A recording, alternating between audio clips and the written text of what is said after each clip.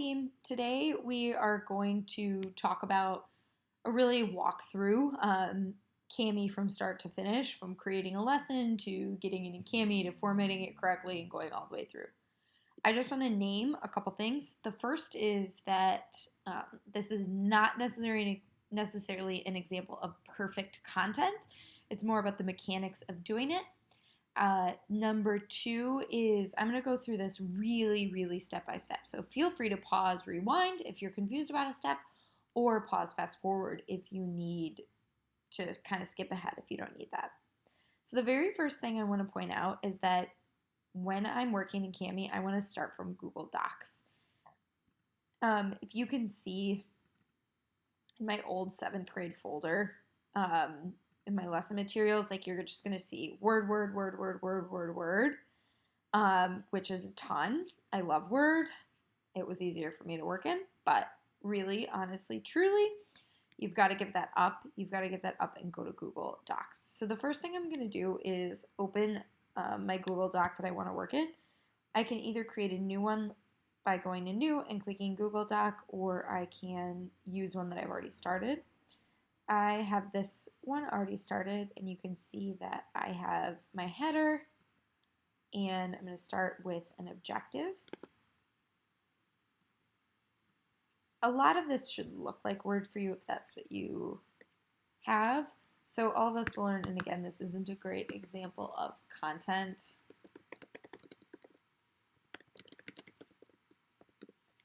All of us will learn to interpret the meaning of a poem, right? So I'm just typing along into this.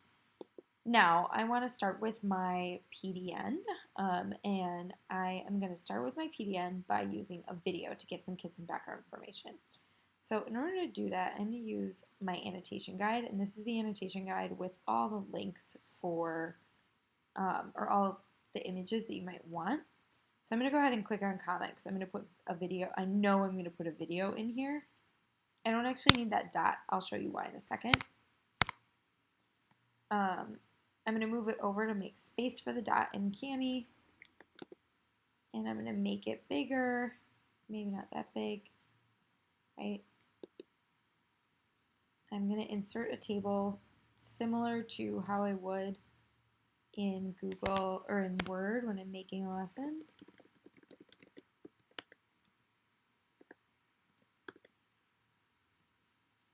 All right, so I want them to click on the comment and watch the video before the lesson.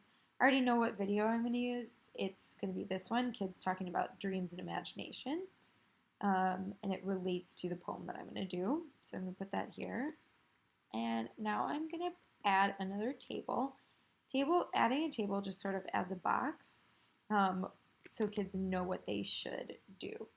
So in here, I'm going to add, I want them to use a text box to answer this question. So I'm going to copy this text box, and I'm going to paste it here. Now, a quick thing about images. If I do inline, the text will go above and below it, not next to it. I want it to be wrapped like this. And you can either move with the text or fix it on the page. I'm going to move it with the text because I want it to kind of go with what I'm doing here, or wrap around what the text I'm going to write is. So I'm going to write a question, and I'm going to make sure I put in directions. So answer the following question using the text box tool. And I'm going to highlight that in yellow because if I look at my annotation guide, good. So I want my question. I don't want it to be highlighted in yellow. I'm going to write, what are your dreams?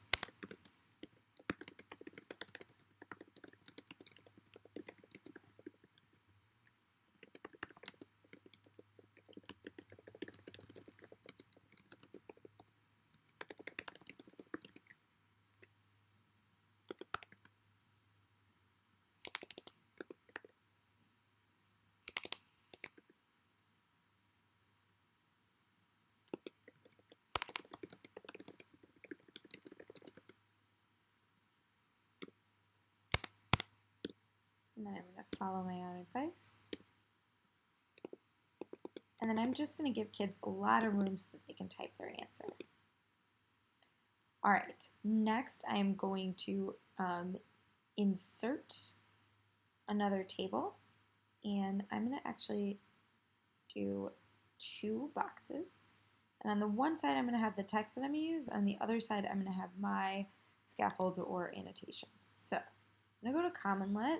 I already chose the poem that I wanted kids to read. I'm going to take a screenshot. And to take a screenshot, I'm doing Command-Shift-4 on a Mac. And I'm just taking a picture of that text. Back in here, I'm going to go Insert, Image, Upload from my computer. Find that screenshot that I just took.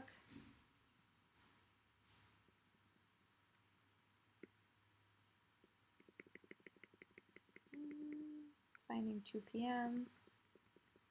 Let's see if I can find it.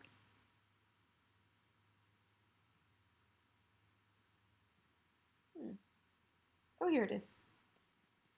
And I'm going to open that up. Okay, now it's really small because it's trying to fit in this box. So the first thing I'm going to do is move this over. I did that by finding it until these arrows showed up and then clicking and moving all the way over. Okay, now I can resize my text. You'll notice we went to the next page. I think that's okay.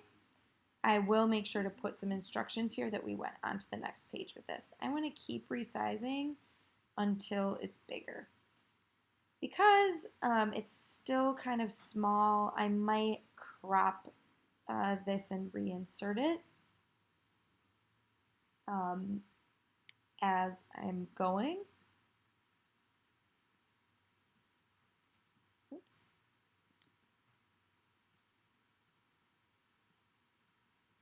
All right.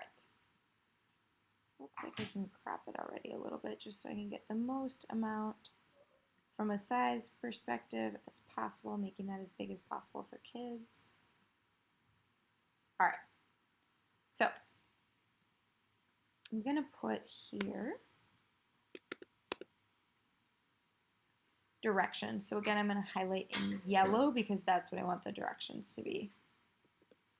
Read the following poem. Answer the questions.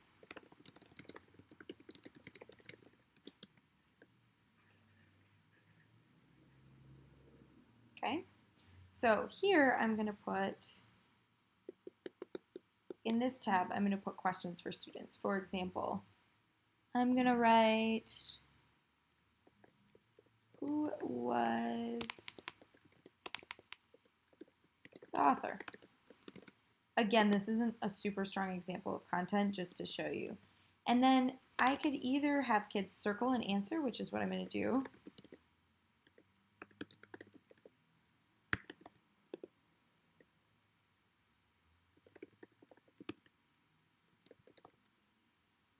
Or I could have them use a text box. So since I'm going to have them circle, I want them to use this shape tool. So I'm going to go back to my annotation guide, click Shapes. And this one I can make a little bit small. And again, I'm going to do this. And now I do want it to fix on the page. Actually, I want it to move with the text. So I'm going to move this here. Oops.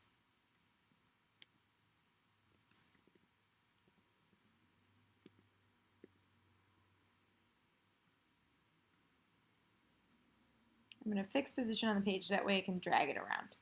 So if I'm the student, I know I should answer using this Shapes tool.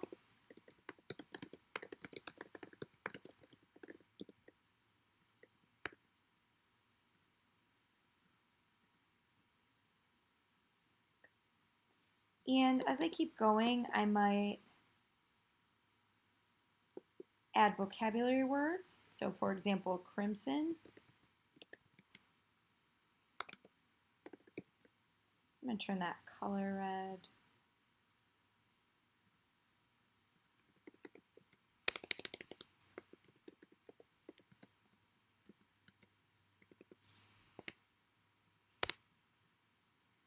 right? As I add, I'm going to keep going. Adding questions as I go.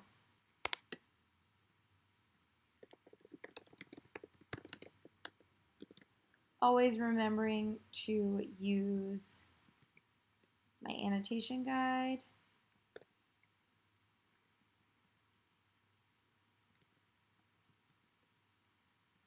To copy and paste.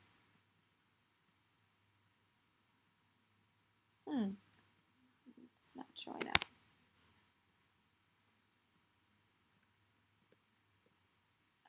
To copy and paste.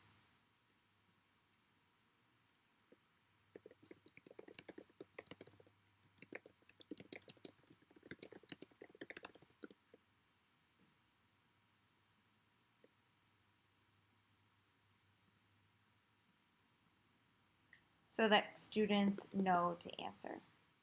If I want them to record at the end, I'm going to use, again, the different tools in our annotation guide, like leave an audio comment or a comment.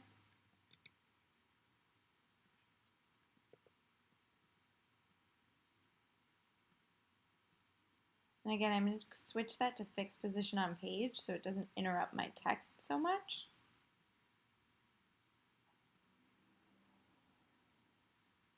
Okay, and I want students to comment and answer my question. Right? Use the comment tool to answer, how does this poem make you feel?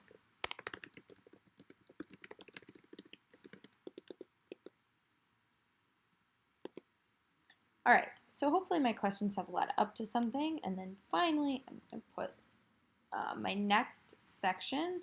I know I'm going to want to put a comment in, so I'm going to copy, again, this red from up here. And instead of watch the video, I'm going to say click on the comment to read or to listen to Mrs. Fabian's instructions. Then I'm going to do the same thing. I want to make sure I give kids a direction. Circle the correct answer using the shape tool.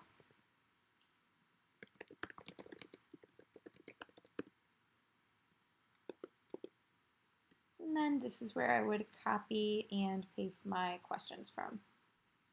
Right, so I'm copying and pasting questions from a resource I already have pulled up.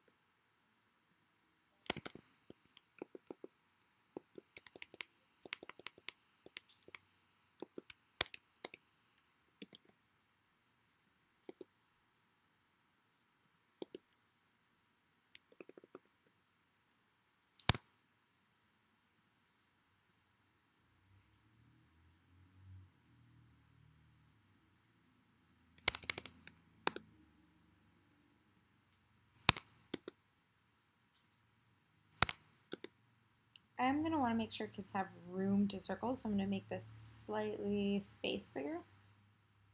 Okay. And I'm really thinking through my lesson as I'm going of like how it would make sense in Kami. Again, I want to make sure I'm using that shape tool to let kids know.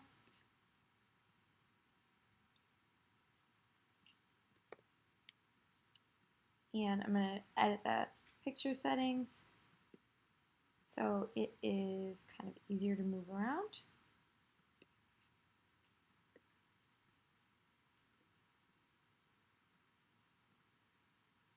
Right?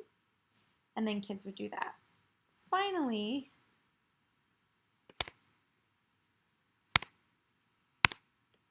I am going to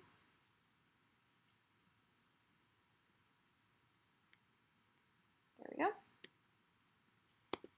I'm going to direct kids to their exit ticket. So in order to do their exit ticket, I'm going to use a comment again because I can embed a link for them.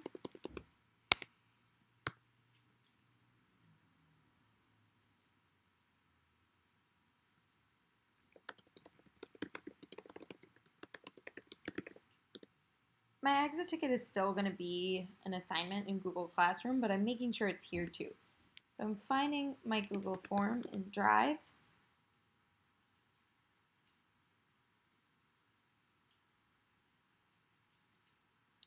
See if I can find a quick form. Sure.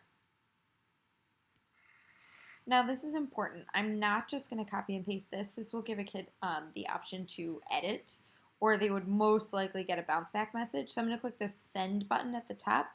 I'm going to click the link, copy, and now I have that link copied for when I want to insert it in Kami. That's really important. So you're going send, link, and then clicking copy for when you're ready to insert it in Kami. All right, so I am done for now. On this page, I would probably put something else, but for the sake of time, I'm going to keep this going. So I'm done for now. So the next thing I need to do is go ahead and navigate to the Kami app.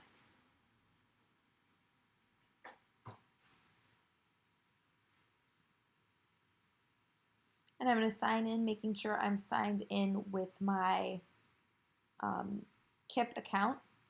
All right, now here's the deal. I just put a picture, right? This is essentially a picture. So when Kami originally reads it, Kami is going to read it as an image. I want students to be able to look up the definition of words. I want this to be able to read with it. So what I'm going to do is I'm going to use the OCR tool. So I'm going to click OCR. I'm going to click Google Drive, because that's where my Google Doc is. And I am going to find that document.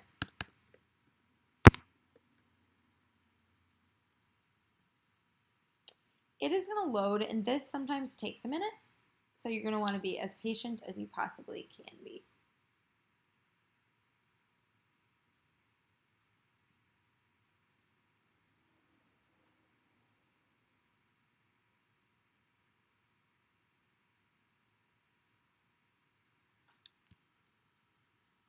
I think everyone is using Kami right now to get ready, so it's taking a little bit longer than I thought it would.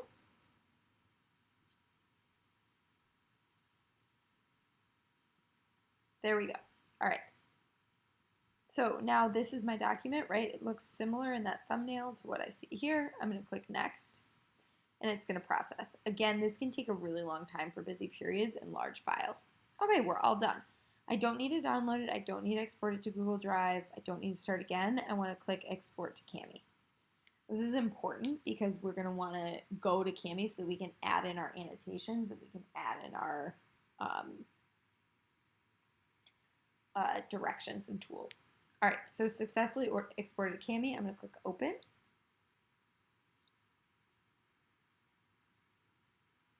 All right, now I'm able to mark this up.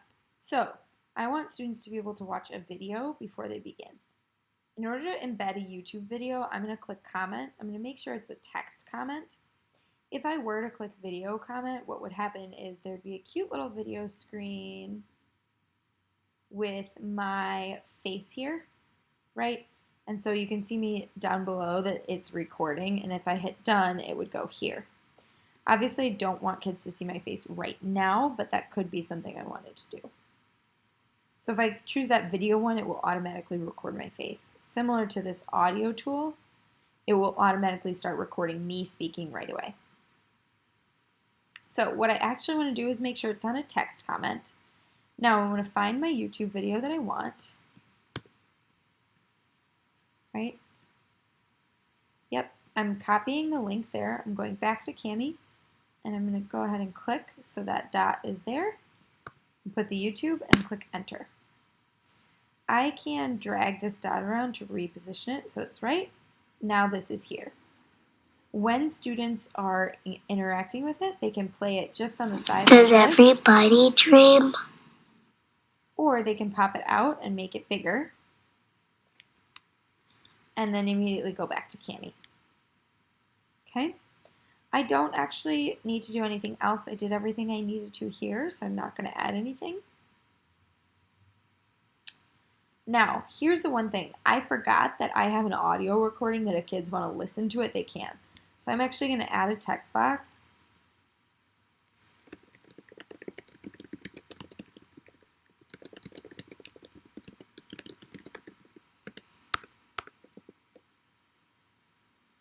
which looks different because this is red. So I'm going to change my colors.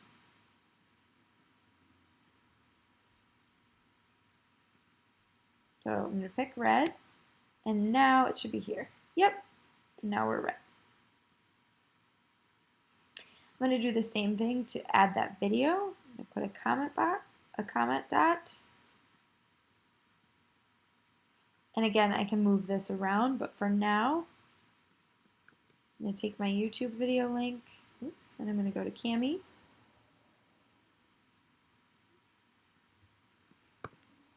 Click enter, and now it's there. Wait, I want to drag this to be here so they know to click. Shapes, I don't need to do that. I'm just going to check that the OCR tool worked. Best way to check is to click dictionary and highlight a word. Yep, place, it worked. Text to speech. Where the sidewalk ends. Right? It also markup will work. So if I wanted to underline those, would do that. I can click Control Z if I didn't. But I might want to underline, and since I put crimson, the vocabulary on the side, I'm going to underline that because it's a vocabulary word. So I can underline and note things in students' independent work. Now, this is what I was talking about before about comment. So I'm going to click voice comment. I'm going to put it here. It immediately starts recording, you can see on the side. So my voice comment might say, use your annotations to help you on these questions. Make sure you're using the shape tool to circle the right answers. Once I click stop, it's done. Now students are choosing answers. Here's where I would put my exit ticket. So I'm going to switch to text comment. I'm going to click there, find my exit ticket, copy my link. Click enter, and then there's the link. When they click this, it will take them directly to, when they click that link, it will take them directly to where they need to go. Right now, when I click on it, it's asking me to edit it, but when students do it, they'll just see this link. All right. You can also, if you want to, draw something for students. It's a terrible heart. If you want. If you mess up, the eraser tool works on anything you've added into Kami. You can add an image, equation, text box, markup, anything like that that you want. If I wanted to remind students that they could use the dictionary tool, I could put a comment and say, reminder, use the dictionary tool. I just always want to do this click on comment to listen or to watch anything on the side. All right, once my lesson looks really strong and I'm good to go, I am going to click on these 3 bars here, and I'm going to click Create an Assignment with a G next to it. Now, there's a few important things here. I do not want to create the assignment from Google. I do not want to create the assignment from Google Classroom. I want to create the assignment from Kami. I always want to do that because if I create the assignment from Kami, they will be able to see all of my annotations. If I create it from Google, they will not. So what I'm going to do here is make sure I'm selecting the correct class. So I am selecting content leads because it's easy. If I want all students to have this, great. If not, I just want one, I'll do that. Published or draft, you can do either. Doesn't really matter because you can schedule it down here. I'm going to title my lesson the same way I would in Google Classroom with my day, subject, and this is my lesson. I'm going to use my same translated instructions.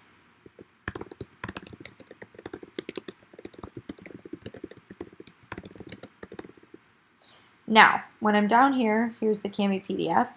Do I want students to share one copy? That means they'll all be working on the same document. Do I want them just to view it, or do I want them to each have their own copy, each have their own assignment? That's what I want, so I'm going to make sure that's clicked. Points, up to you. Due date is going to be at 5 p.m. for the day that it's due. And scheduled time, I might want to post this tonight, and I'm going to link it to a topic, and then you're good to go. You do not want this box checked. You do not want this box checked. It sends students another Google Doc that just like isn't helpful. They already have the extension put together, so they don't actually need that. All right, then you click Assign.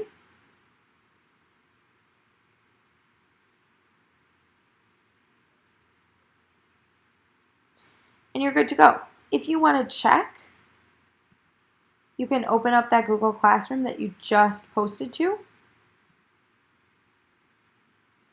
And it's here. It looks like it is scheduled for 10 o'clock, which is perfect. Looking at this, I see that there's like some yellow comment boxes, and I can see my text that I added. That means it is the right document. I always want to click Open with Kami. And now you can see all my stuff is still there. That is how you do it from start to finish. I think the big things to remember are, first of all, do your work in Google Docs. Do not try and use Word. It is much more complicated and just kind of a time suck. I think the second big thing is, and I will actually model using a text box for this. It's too purple. Big ideas to remember. Use Google Docs. The second thing is think through where you'd want annotations or features from Kami. Use the annotation guide to easily copy and paste. The third thing, once you get into Kami, is to use the OCR tool to make any picture of text readable.